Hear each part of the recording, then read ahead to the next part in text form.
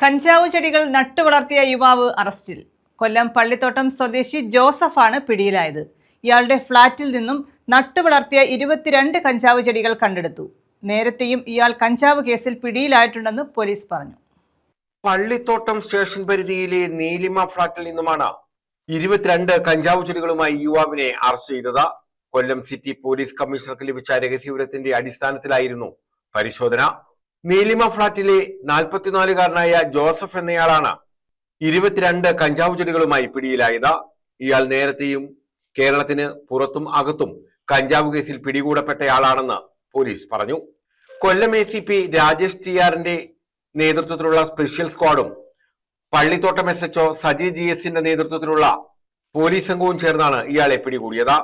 സംഘത്തിലെ SIമാരായ ശ്യാംബി, നജീബ് KA, ക്രിസ്റ്റി ജോസഫ്, സുനിൽകുമാർ, CPOമാരായ അഭിലാഷ്, രാഹുൽ, സാജൻ ജോസ്, സാജൻ ജേക്കബ് എന്നിവരുമുണ്ടായിരുന്നു.